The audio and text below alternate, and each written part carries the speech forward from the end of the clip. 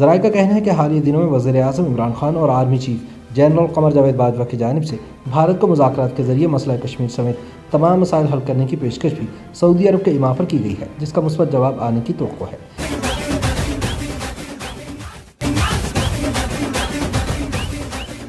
Talk में जिसमें इमरान खान साहब ने भी कल खिताब किया और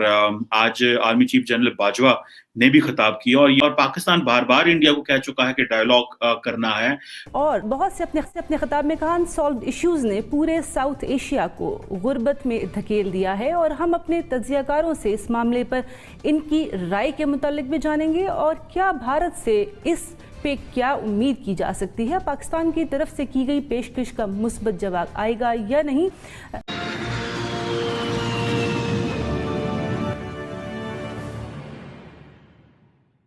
नमस्कार फ्रेंड्स, भारत टीवी के इस वीडियो में आपका स्वागत है।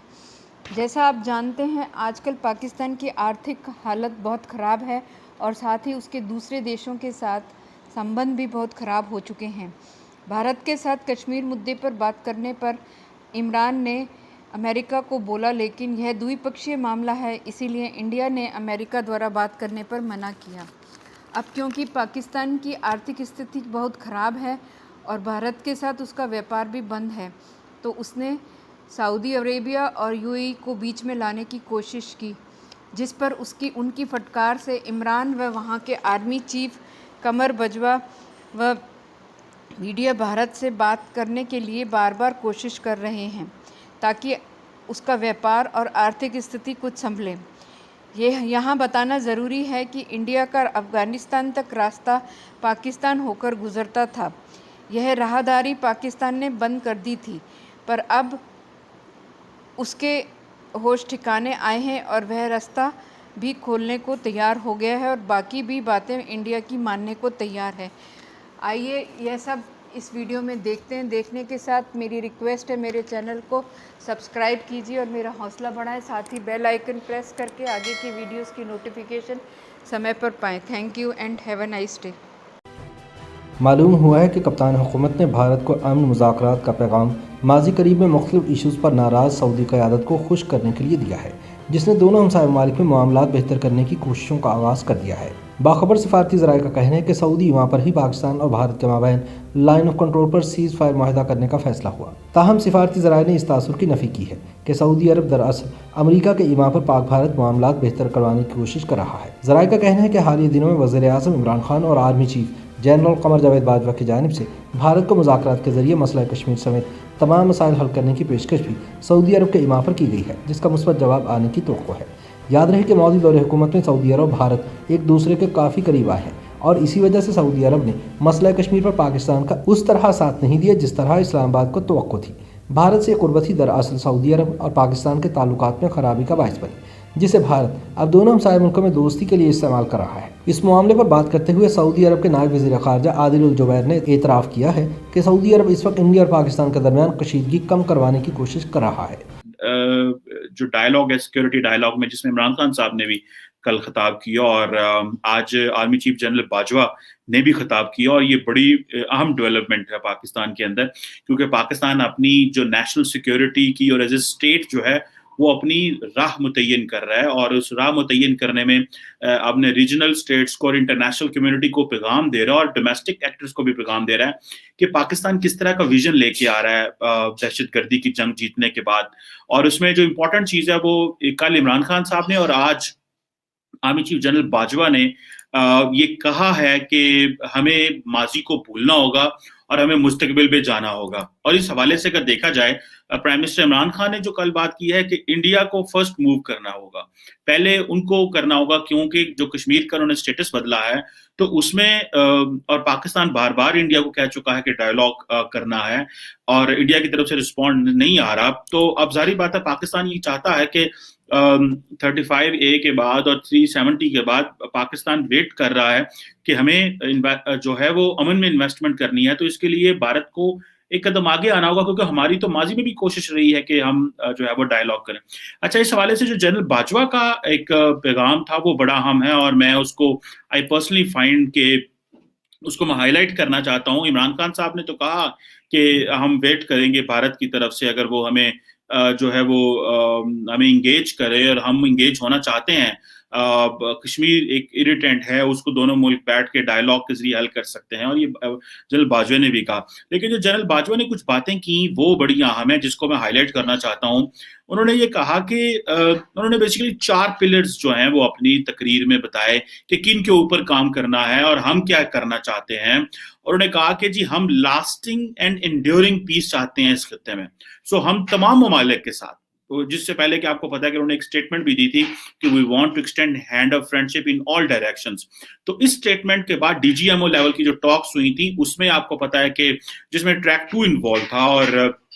भारत और पाकिस्तान के जो हैं वो रिटायर्ड फॉरेन सेक्रेटरी और रिटायर्ड फौजी अफसरान शामिल थे, जिन्होंने हमें ये सोल्यूशन दिया कि डीजीएमओ लेवल की जो टॉक्स हैं उनको कैसे किया जा सकता है, और उन्होंने प्रपोजल शेयर किए डीजीएमओ से। मैं उसमें नहीं जाना चाहता, लेकिन जो लास्टिंग एंड इंड्योरिंग पीस है उसके ऊपर जब बात की जाए तो फिर एफर्ट्स करनी पड़ेंगी पाकिस्तान को, और हमने एफर्ट की है उस हवाले से। और हमने डीजीएमओ लेवल की टॉक्स जिसमें भारत भी एक कदम आ गया है, हम भी एक कदम आ गया है, और हम बार बार अपनी ये एफर्ट्स जो हैं वो शो करना चाह रहे हैं और बताना चाहते हैं भारत को और दुनिया के ममालिक को कि हम ये अमन की बात कर रहे हैं। दूसरा, उन्होंने ये कहा कि जी हम नॉन इंटरफेरेंस करना चाहते हैं, ना ही जो नेबरिंग ममालिक हैं उनके हवाले से।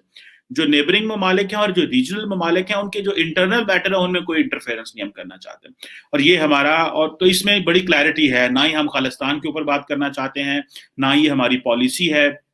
ना ही हम जो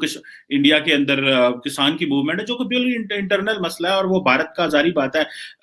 एक प्राइम मिनिस्टर मोदी के पास एक मेजॉरिटी थी, उन्होंने कानून बनाए, और उनको हक है, किसी भी डेमोक्रेसी के अंदर कोई कानून बनाता है तो उसको हक है वो जो मर्जी कानून बनाए। तो ये तो एक दूसरा पॉइंट होगा। तीसरा पॉइंट उन्होंने ये कहा कि हम जो है वो इंट्रा रीजनल ट्रेड जो है और कनेक्टिविटी को बूस्ट करना चाहते हैं। अब इसमें वो कहते हैं कि हम अगर भारत और अफगानिस्तान भी आपस में ट्रेड करना चाह रहे हैं तो हम तो इसको सपोर्ट करेंगे। पाकिस्तान भारत की ट्रेड को सपोर्ट करेंगे, अफगानिस्तान इंडिया की ट्रेड को सपोर्ट करेंगे, इंडिया अगर सेंट्रल एशिया जाता है तो हम उसको सपोर्ट करेंगे। सो दिस इज समथिंग, मैं समझता हूं कि बहुत बड़ा जो प्लान है जनरल बाजवा की तरफ से वो आया है, और इसमें जाहिर बात है ये एक ऐसी चीज है जिसको हमें एक लॉन्ग टर्म लेके चलना होगा। और चौथी चीज जनरल बाजवा ने डिस्कस की, उन्होंने कहा जी कि bringing sustainable development and prosperity through investment and economic hub. अब इसमें जाहिर बात है कि जो चाइना की जो इन्वेस्टमेंट है उसका भी जिक्र हो रहा है कि जी हमें सस्टेनेबल डेवलपमेंट करनी है। सस्टेनेबल डेवलपमेंट तभी हो सकती है जब आप लॉन्ग टर्म इन्वेस्टमेंट करते हैं, जब अमन होता है, जब रियासत के अदारे रियासत के साथ खड़े होते हैं और वो कहते हैं कि हाँ हमें काम करना है। And prosperity through investment economic hub, और ये है वो इकोनॉमिक जोन्स, और ये जो इन्वेस्टमेंट है इसको चाहता है कि पाकिस्तान ये हो। इसमें इंडिया इन्वेस्टमेंट करना चाहे, इसमें अमेरिका करना चाहे, जैद करना चाहे, बकर करना चाहे, हम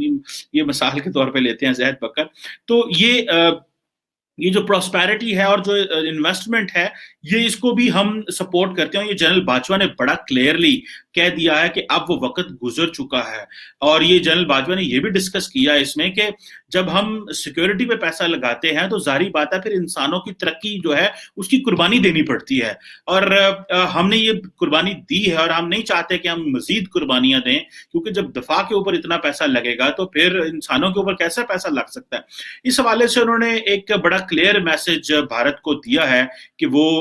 हमें माजी को भूलना पड़ेगा और हमें मुस्तकबिल में जाना पड़ेगा, और अगर हम ये माजी को भूलेंगे, हम मुस्तकबिल में जाएंगे तो तभी जाके चीजें जो हैं ठीक होंगी।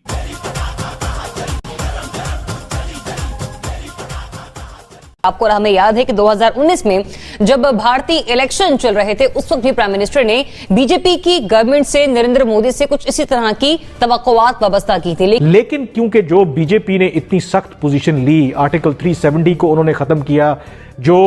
और इकदामात पाकिस्तान के खिलाफ किए, वो कोई भी हुकूमत अगर वहां पर आएगी उसके लिए उसको अनडू करना मेरा नहीं ख्याल कि इतना मुमकिन रहेगा। ये नए रूल्स ऑफ एंगेजमेंट्स अब भारत ने सेट कर दिए हैं। और एक बात मत भूलें कि अब भारत वो वाला भारत नहीं है। उसकी वजह यह है कि मुआशी तौर पर वो इतना ग्रो कर चुके हैं, उनके जो मफादात हैं खास करके अमेरिका जैसा जो ताकतवर मुल्क है उनके साथ इतने जुड़ चुके हैं कि वो अपने आप को एक खित्ते की आम ताकत समझते हैं और वो समझते हैं कि वो पाकिस्तान को अपने जो धौंस की बुनियाद पर वो डिक्टेट कर सकते हैं अपनी टर्म। कौन?